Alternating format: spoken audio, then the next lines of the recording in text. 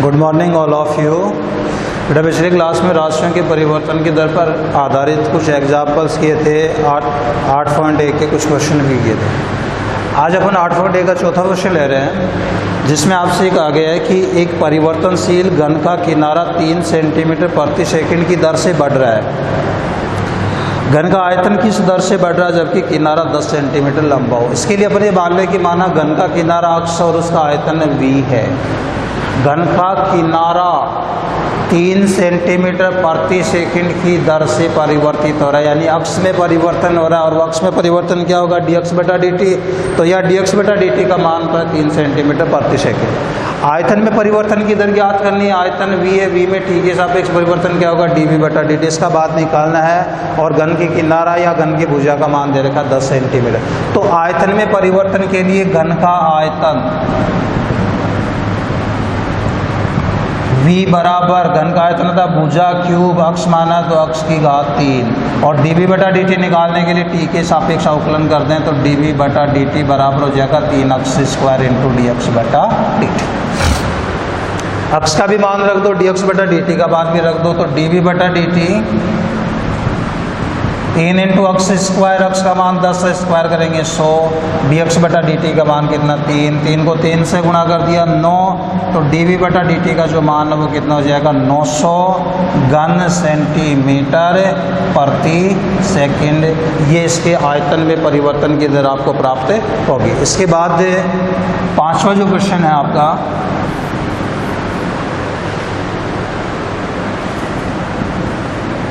पांचवें क्वेश्चन के अंदर आपसे कहा गया है कि एक गुब्बारा जो सदैव गोलाकार रहता है, यानी उसकी आकृति गोले जैसी है, एक पंप द्वारा 900 घन सेंटीमीटर गैस प्रति सेकंड भरकर फुलाया जाता है। गुब्बारे की त्रिज्या में परिवर्तन की दर ज्ञात कीजिए जबकि त्रिज्या 15 सेंटीमीटर है। गोलाकार आकृति है उस गुब्बारे की माना गुब्बारे की त्रिज्या r तथा आयतन v है। तो v में परिवर्तन दे रखा है। क्या कह रहा है? ये 900 घन सेंटीमीटर प्रति सेकंड की दर से, यानी हर एक सेकंड में 900 घन सेंटीमीटर गैस बढ़ी जा रही है। तो उसके आयतन में परिवर्तन हो रही है, तो वो परिवर्तन दे रखा है अपन को 900 घन सेंटीमीटर प्रति सेकंड। इसकी त्रिज्या में परिवर्तन की दर, त्रिज्या r है, उसमें परिवर्तन समय के सापेक्ष dr बटा dt निकालना आपको, जबकि त्रिज्या का जो मान है आपको वो कितना दे रखा है? 15 सेंटीमीटर आपको दिया गया। तो आकृति गोले जैसी है गुब्बारे की, और एक गोले का आयतन v बराबर होता है 4/3 पाई r क्यूब। इसका यदि हम t के सापेक्ष अवकलन करेंगे तो dv बटा dt बराबर हो जाएगा 4/3 पाई r की घात 3 का अवकलन करेंगे 3r स्क्वायर, और r का कर दो dr बटा dt। तो dv बटा dt बराबर आपको मान प्राप्त हो गया 4 पाई r स्क्वायर इंटू dr बटा dt। मान रखो यहाँ पर। इसे dv बटा dt की जगह यहाँ से मान रख दिया हमने 900 बराबर 4 पाई r का मान 15 स्क्वायर करेंगे तो 15 गुणा 15, और यहाँ आपको dr बटा dt का मान ज्ञात करना है। तो इस dr बटा dt का मान हो जाएगा बेटा 900। तो आपके ऐसे कैसे आ जाएंगे? ये मान इधर आ जाएंगे, हर में 4 पाई गुणा 15 गुणा 15 से काट दिया 900 को 60 बार, ये 60 को फिर 15 से काट दिया 4 बार। आपके पास मान आ गया dr बटा dt बराबर 4/4 पाई। 4 से 4 को भी काट दो तो dr बटा dt का जो मान है वो कितना आ जाएगा? 1/पाई सेंटीमीटर प्रति सेकंड। त्रिज्या का मात्रक क्या हो जाएगा? सेंटीमीटर। समय के सापेक्ष है तो क्या हो जाएगा? प्रति सेकंड। फिर छठा क्वेश्चन है,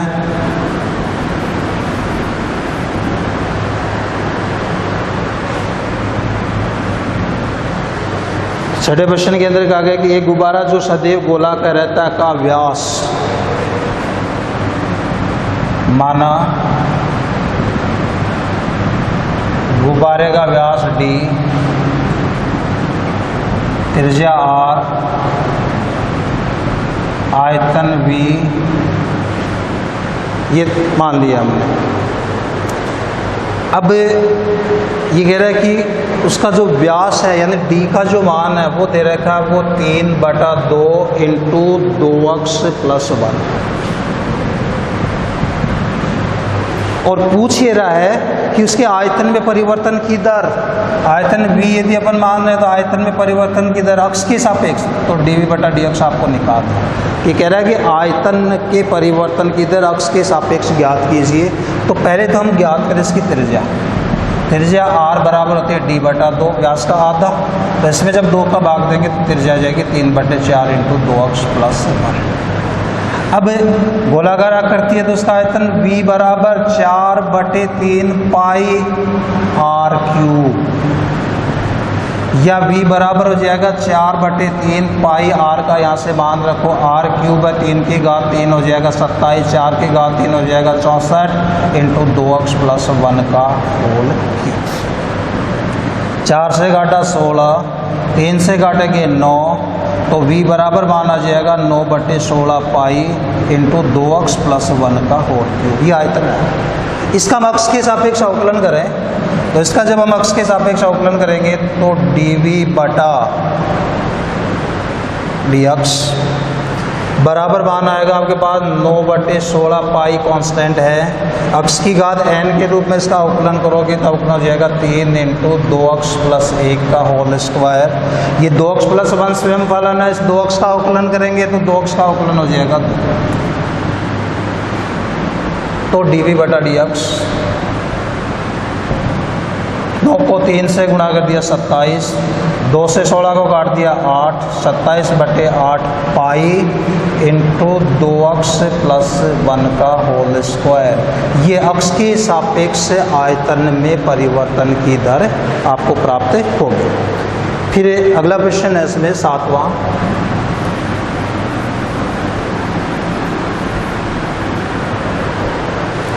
सातवें प्रश्न के अंदर आपको दे रखा है कि किसी वस्तु की अक्ष इकाइयों के उत्पादन की कुल लागत CX रुपए में निम्न समीकरण द्वारा दर्शाई गई है।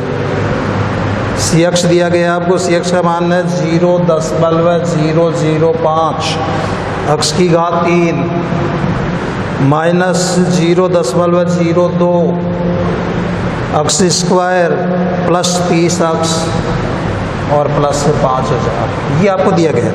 और यहाँ ये कह रहा है कि जब वस्तु की 3 इकाई उत्पादित की जाती है, यानी अक्ष का मान आपको 3 इकाई दे रखा है, तो आपको ये ज्ञात करना है कि संपूर्ण लागत, सीमांत लागत ज्ञात कीजिए जब वस्तु की 3 इकाई उत्पादित की जाती है।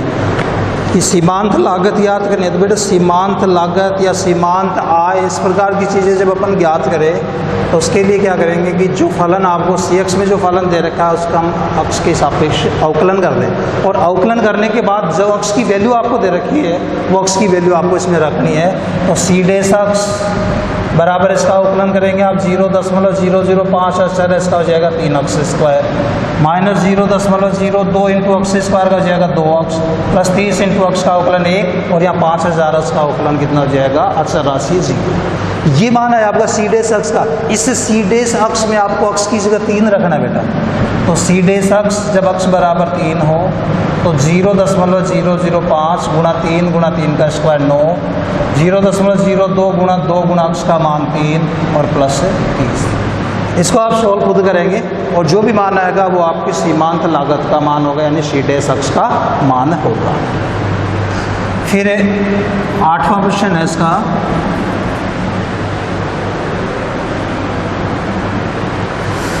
आठ के प्रश्न के अंदर कहा कि एक साबुन के गोलीय बुलबुले की त्रिज्या माना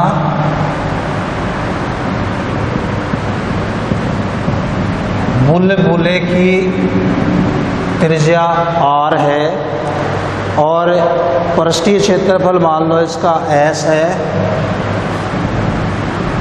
पृष्ठीय क्षेत्रफल S तथा आयतन V है।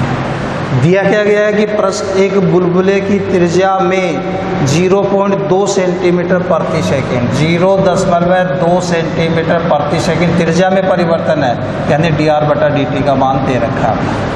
इसके बाद ये कह रहे हैं कि इसके पृष्ठीय क्षेत्रफल में वृद्धि की दर ज्ञात कीजिए। पृष्ठीय क्षेत्रफल ज्ञात करना है, ds/dt निकालना है। कब? जब r का मान 7 सेंटीमीटर हो। इसके अलावा इसके आयतन में भी परिवर्तन की दर ज्ञात करनी है। dv बटा dt निकालना है, कब है? जब r का मान 5 सेंटीमीटर है। तो पहले ds बटा dt निकालें तो बुलबुले क्या करती, गोले जैसे होते, गोले का आयतन होता है 4 पाई r स्क्वायर। यदि t के सापेक्ष आप इसका अवकलन करें तो ds बटा dt बराबर 4 पाई इंटू आर स्क्वायर का हो जाएगा 2r और r का हो जाएगा dr बटा dt। तो ds बटा dt 4 को 2 से गुणा किया 8 पाई, r की जगह मान रखा हमने 7 और dr बटा dt का मान रख दिया 0.2। या ds बटा dt बराबर 8 को 7 से गुणा कर दिया 56 को 2 से गुणा कर दिया 112 पॉइंट लगाएंगे तो 11.2 पाई वर्ग सेंटीमीटर प्रति सेकंड। ये तो इसका मान आ जाएगा। आप पाई का मान भी रख सकते हैं, 3.14 गुणा करके भी आंसर निकाल सकते हैं, ऐसा भी कर सकते हैं आप।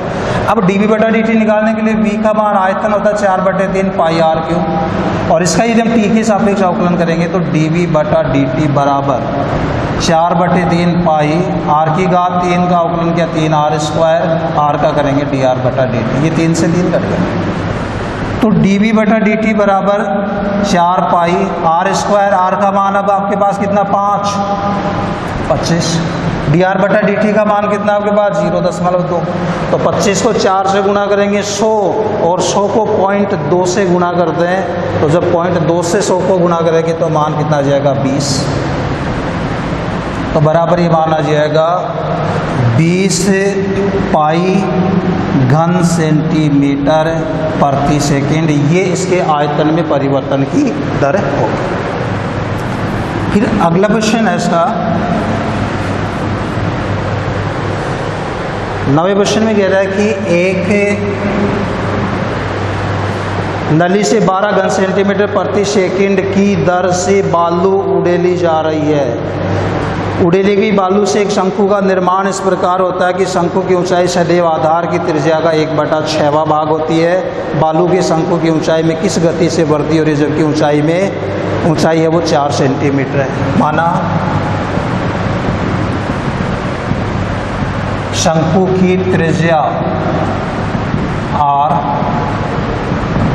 ऊंचाई h, आयतन v है।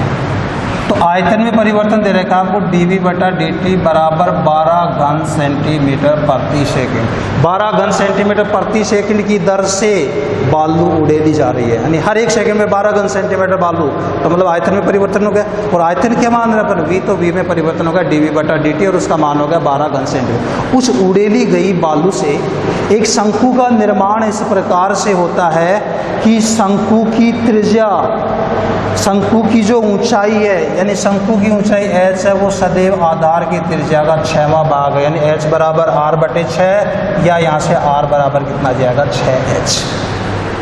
हमें शंकु की ऊंचाई में परिवर्तन ज्ञात करना है और उसके लिए शंकु की ऊंचाई आपको दे रखी है 4 सेंटीमीटर। h का जो मान है वो कितना दे रखा है आपको 4 सेंटीमीटर। तो शंकु क्या करती है, तो आयतन होगा 1/3 पाई r स्क्वायर h। अब h में तो परिवर्तन ज्ञात करना तो हम r का भी लोप करें और r का भी लोप यहाँ से करें, r बराबर कितना 6h। तो v बराबर कितना हो जाएगा 1/3 पाई r स्क्वायर, 6h का स्क्वायर हो जाएगा 36h स्क्वायर इंटू h, या v बराबर 36 में 3 का भाग दे दिया 12 पाई इंटू h की घात 3। इसका यदि हम t के सापेक्ष अवकलन करें तो dv बटा dt बराबर 12 पाई h की घात 3 का हो जाएगा 3h स्क्वायर और h का हो गया dh बटा dt। यहाँ dv बटा dt का मान रख दो 12, ये मान हो गया आपका 12 पाई 3h है, कैसे h का मान 4 स्क्वायर कर दिया 16 और ये dh बटा dt। ये 12 से 12 कैंसिल, 1 बराबर 16 को 3 से गुणा किया 48 पाई इंटू dh बटा dt, और इससे जब आप dh बटा dt का मान निकालेंगे वो बराबर हो जाएगा 1/48 पाई, ऊंचाई है मात्रक हो जाएगा सेंटीमीटर और समय के सापेक्ष तो प्रति सेकंड। तो उसकी ऊंचाई में जो परिवर्तन की दर है वो कितनी हो जाएगी 1/48 पाई सेंटीमीटर प्रति सेकंड। इसके बाद लास्ट जो क्वेश्चन है इसका 10वां क्वेश्चन, उस 10वें क्वेश्चन के अंदर आपको ये कहा गया है कि सीमांत आय ज्ञात करनी, उसके लिए आपको सीमांत आय में समीकरण दिया गया आर एक्स बराबर 13x²